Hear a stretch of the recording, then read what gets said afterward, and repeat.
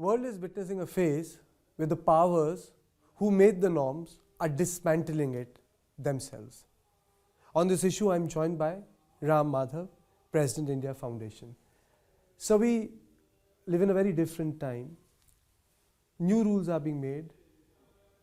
Order is being destroyed, changed to suit country's own interests. Let me begin this conversation with you by asking you, have we entered again a great age of big power rivalry? Antonio Gramsci was a renowned Italian scholar and statesman of 1930s, early 20th century. There was a time, a similar kind of situation in the world in 1930s, which ultimately led to the Second World War also. He made a very interesting comment at that time, which is very relevant for us even today. He said, the old order is dead, the new one is yet to be born, and the interim is the time for monsters.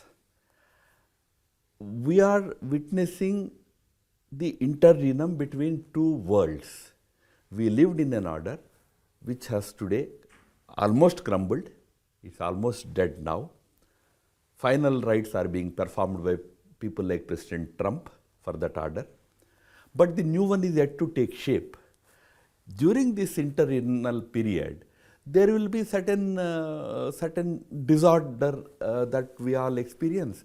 That is what we are experiencing today. It is a sort of disorder with which we have to live for some time to come. Countries like India have to navigate it carefully, because during this period of disorder, there will be all sorts of forces acting, all sorts of pressures being put on us, not just as you have seen what happened at Davos recently, on all countries. So even Europe is struggling today. But this is a phase which we have to navigate carefully and make sure a new and better world order takes shape. What sort of an order, in your opinion, is taking shape? Look, what we should ultimately lead to, again linking to your earlier question, is we should not let the world again slip into a bipolar kind of politics, which we witnessed in the last century between the Western powers and the Soviet-led powers, Soviet-led group of countries. Although given an option, US would want itself to be the sole superpower in the world. So is China. These two countries have that kind of an ambition to rise as important global powers. They are trying their best also. And in their effort, they are actually fighting with each other, which is leading to another kind of a Cold War. Not exactly the kind of Cold War that you witnessed in the last century, because in the last century when Cold War erupted, it did not limit it to two individual countries. It did not limit to Soviet Union and USA. Many countries were pulled into its orbit. So many countries became a part to it. Entire NATO became a party to it. Entire communist bloc, Soviet bloc became a party to it. Every country had to take this side or the other side, except a few of us like India and others. This time at least that's not what we are witnessing. There is a Cold War going on between the US and China, but not necessarily that all other countries are forced to take sides in that. In fact, no other country is taking sides in that. But what we want, to your question, what we want going forward will be a world where multiple poles will have a voice, will have a say, will have a place to operate in this new order. So that kind of a world which we can call as multipolar world is what we should build. When I say poles, those poles need not be individual countries alone. It can be groups of countries. Like BRICS can become a pole. European Union can become a pole. ASEAN can become a pole. So that kind of a new order is what we have to build. In one of your editorials, you had written about minilateralism, multilateralism, bilateralism. There is going to be an EU-India FTA. There is a FTA in place with other countries also. But is it enough in context of security structures? Because one thing is becoming very clear, that in this hard power bargain, a lot of ideological based or principle based associations, they become weak when they come face to face with the logic of hard power, which is one tariff or which is property or a piece of land. then those logics fade away. No, these are all symptoms of this disorder, remember. Why it is happening this way is because the established order has collapsed. Why did Venezuela happen? Who allowed the American forces to enter a sovereign country and simply lift up the president from there and put him in jail in America? If anything like that has to happen, it should happen through United Nations Security Council, right? Absolutely. That was the established order. Now that order has crumbled. So today everybody is playing by his own rules. This disorder is symptomatized by many things that you are mentioning, whether it is Greenland, whether it is today's Ukraine war, or what happened in Venezuela, what Trump is doing, unilateral tariffs. This is against the WTO rules. But he is going about doing all those things because even WTO has collapsed. Again, I'm coming back to that point that we are passing through a very disorderly phase of our world. In this, certain pressures will be there. We have to navigate that situation carefully, but we also should not lose sight of the immediate objective. The objective is build a better order. So where do you place India in this? Because one, our relationship, which was very good post 1990 with the United States of America, people to people, business, in terms of values, in terms of constitution, in democracy, we were on the same page. It has soured immensely, one, because Trump has publicly disrespected our institutions, our Prime Minister. Second, Donald Trump does not understand the link which the Indian community, Indian people have with agriculture, which he wants to forcibly open for the American market. Third, there is a China issue which the India is dealing with last century. So where do you place India in between? Because there's a rise of China and you have a fight back from United States of America. How is India placed in this context, sir? Look, as far as the US and India are concerned, problem is with Trump, not with America, please remember. We should be able to understand the difference between these two because Trump is a transitional phase.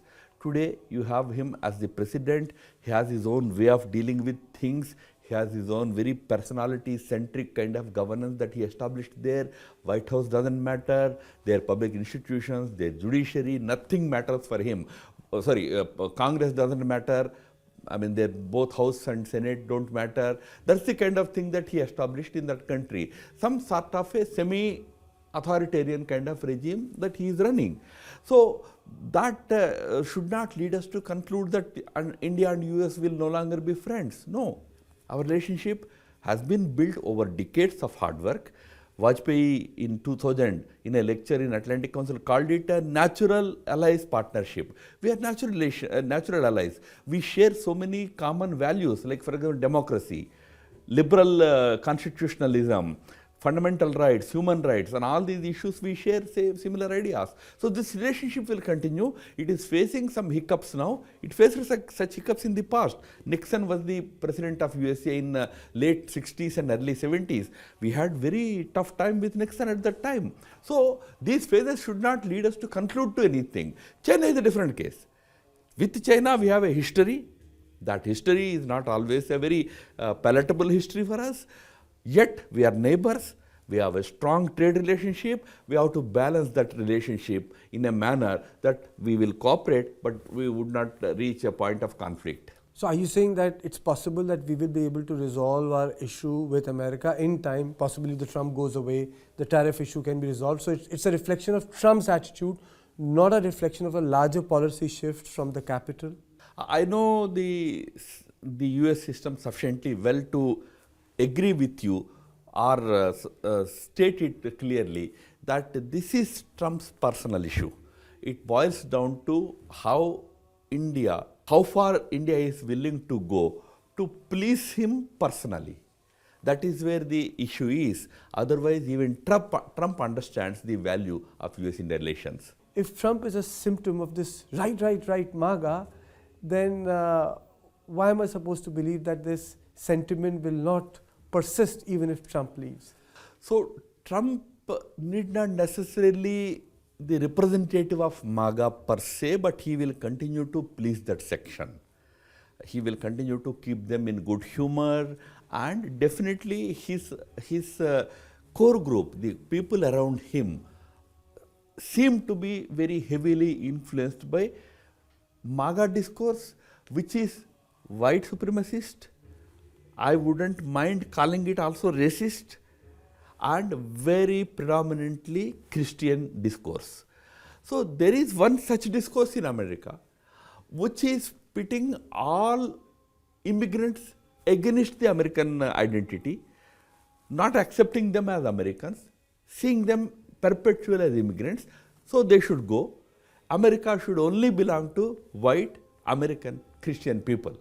This is the crux of their argument. Whether Trump represents it or not is a different question. But Trump would want them to be in good humor. They want them to be happy because they are his core vote bank. Now, what will happen to MAGA sentiment? It's a very good question you asked. If tomorrow Trump goes, will this sentiment go away? I don't think. These sentiments, once they are cultivated, they will continue to remain. Why they are very obvious today is there is a political power supporting it. So, whether nationalism based on culture, identity is important, we are also cultural nationalists. But our approach is different, as you rightly said. We are not exclusivists, we are inclusive. We wanted them to learn from us. In fact, I went to their conferences, Conservative Party conferences, and told them that if you understand our approach, we can work together. So Indian right needs to call them conservatives, not right, because the American right is different from Indian conservatism. I think there are two different streams of thoughts. No, is far more broader. Ideally we would not like to be described as right or left also. We would be happy to be described as cultural nationalists. We are the mainstream. Why right and left? We are the center of the country here. Okay. Coming back to this issue of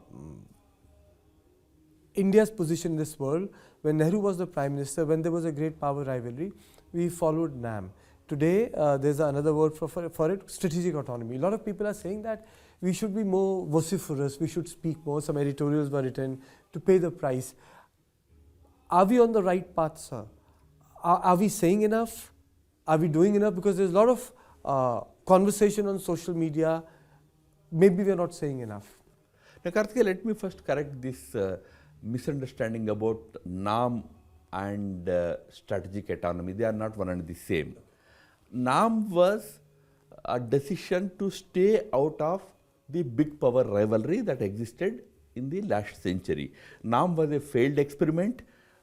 We tried it in 1950s. By early 60s, it met with its natural death. It did not succeed. The essence of NAM politics was, we will neither join you, support you, nor support the other. We won't be with any of these groups. Strategic autonomy is not that. Strategic autonomy is, we won't be a party to the fights that you engage in, the conflict you engage in, but we will be proactively working with both of you. We will be proactively working with USA also, Russia also, Iran also, Saudi Arabia also, Israel also, Palestine also. So, China also, West also. So, that is what is called strategic economy. Strategic economy is about proactive engagement with countries. Non-alignment is about proactive or committed disengagement with countries. So, they are not the same. As a country believes in strategic autonomy, we are taking very firm positions on many world issues. We are not silent at all. If anybody on social media thinks that we are silent, they are probably mistaken or misunderstood. Take the case of Ukraine-Russia war. When we took the position that not every country needs to side with Ukraine or Russia, or West or Russia, 40 countries followed us. And we became a kind of a role model for countries. Those countries were not small countries. Saudi Arabia, UAE, Indonesia, big countries. So, we are playing a proactive role, but our role will be not to become a party to any conflict, but to become a party to any possible future resolution of conflict. So, how do I reconcile what you are saying with one of your thoughts, time to look beyond UN? You are arguing that UN reform is something dead on arrival. Look beyond UN. So when you say look beyond UN, what is there beyond UN right now? Because you have also spoken about the fact that Davos is a Western forum, it's not a global forum. And you have also spoken of the BUA meetings that are very silently taking place in the other part of the world. So if we are talking about the new forums to emerge, who will control these forums? Do we have a stake in these forums? Because India needs to be there in these forums. Oh, firstly, unfortunate reality is that UN has today, in my opinion, outlived its utility. It's okay. People may argue that it can be reformed. Even our own foreign minister was there in the United Nations General Assembly and categorically told them either reform or perish. You will become even more relevant if you don't reform. But my fundamental question is, when we say reform, what reform are we talking about? United Nations Security Council has 5 countries with veto power. Yes. And do you know how many times this veto power is used in the last 75 years? One country, Russia, used it 160 times. Another country, US, used it for more than 140 times. I mean, if you use veto like that, no consensus can be built ever. No important decision can be taken. Now, first reform that is needed is that this whole veto business should go. Do you think these countries will agree for that? So, obviously, that's why I wrote that UN is irredeemable. The problem is why we talk that we should reform it, we don't have courage to imagine about another institution. In 1919, League of Nations was created. In 20 years' time, it was felt that it is not working. 1939, the last meeting of the League of Nations happened. Afterwards, in 1945, its obituary was read. We are closing it down, like that they announced. In 20 years, when they realized it is not working, there was a Roosevelt, there was a Churchill to think about another institution. That's how UN came into existence. Why are we not today having such statesmen in the world? Or there are statesmen, but they are still not ready to think of building a new institution. Or is it because the people have got a scare by looking at Board of Peace, which the Trump has inaugurated? No, so in this process, what is happening is, China is building quietly its own global institutions. How? It already created 4 different types of initiatives. Civilizational initiative, global civilizational initiative, global security initiative. Abhi very recently they built global governance initiative. Global governance initiative in effect means another UN. What is UN? UN is global governance. And China is building its own global governance initiative. China created a dispute redressal mechanism in Hong Kong and told countries that if you have disputes, you don't have to go to International Court of Justice. Come to me, I will resolve it. Now, many countries in the global south will go there because ICJ doesn't function. So, China is quietly building its own institutions. Tomorrow, they may become the fait accompli if you don't build globally a consensus to build an alternate kind of multilateralism. What China offers as multilateralism will become the order of the day. Here comes the Indian predicament. How should we position ourselves? Quad is generally seen by China and Russia as an anti-China coalition. That's the general perception about Quad, especially in China. BRICS is seen by Trump as anti-America coalition. India is there in both. In both places, India is emphasizing that neither Quad should become anti any particular country, nor BRICS should become anti any region. Our role is that these institutions should grow as individual important regional pillars. And together we should be able to build a better world. I mean, we should be able to cooperate with each other. Okay, let me bring this conversation to home. You know, order is built on power. And it decides the narrative, it decides the economic structure, it decides the way you are perceived. Now, when it comes to AI and investment in research and technology, we have not done well. If you look at the shift that has taken place from America to China, the research in universities, the papers they have produced, they're beating America everywhere. Why do we fall back? Do you think that the private sector has not done enough, to help the Indian state to fight these global powers? So, is there an absence of some culture? That is where India's thinking has to change today. We are very romantic when it comes to what role we should play in the world and all that. We don't think anything short of Vishwaguru. Fair enough. Based on what? But that's precisely, I mean, you have to be able to reach there. You have to build your strengths in a manner that you will tomorrow be. How do you become Vishwaguru? Not by declaring yourself. World has to call you Vishwaguru. Absolutely. That means you have to rise to that level. R&D, innovation, these are very critical areas. You are very right. Today, China focused on those areas so much in last 30 years. 20 to 25 years, I would say, China focused heavily, and today it has advanced so much in those areas. It's giving very tough competition to USA. In some areas, it is actually ahead of USA. In what is called deep tech area. Deep tech means artificial intelligence, robotics, quantum, semiconductors, bioengineering, these areas. Today they are far ahead. You are right about India. In India, when it comes to this fundamental deep tech activity, we are still lethargic. We are depending too much on government. Government is doing really hard work. It is thanks to government's efforts that today India has emerged as an important player in AI. But have we been able to create world-class AI companies in India? No, we still could not create them. Have we built world-class infrastructure in India? Still we could not do it. The reason being, India's private entrepreneur is not at all willing to come forward. You know, when India became world leader in IT, you had one Infosys, you had one Tata's, TCS, you had one Wipro. Where are such companies in AI today?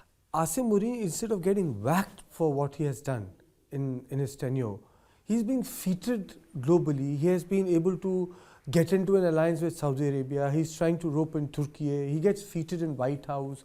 He's there in the global forums. He has changed the nature of the governance in Pakistan. जो अप्रत्यक्ष था, हिंदी में बोले प्रत्यक्ष कर दिया उसने. And he's out there and the world is feeding him. Look, Pakistan today proactively pushing its envelope well. They are able to attract the attention. That's also because they are very clever players in a disorderly world. They are exploiting the global disorder today. We can also be clever. They are able to manipulate the American leadership. Certain Trump's ego. They are massaging Trump's ego. Certain geopolitical situation in the Middle East made them important players in Middle East. It is situational, but I must tell you, Kartikeji, Pakistan lacks that inherent strength to be an important global player, period. Today's situation is they are cleverly exploiting and trying to position themselves as a big player in the world. They can never be a big player. A failed economy, a failed polity, a utterly divided society, a hub of global terror. It can never become an important player in the world for a long time. Temporarily, okay. As I said, they are exploiting the existing disorder and trying to push their envelope up.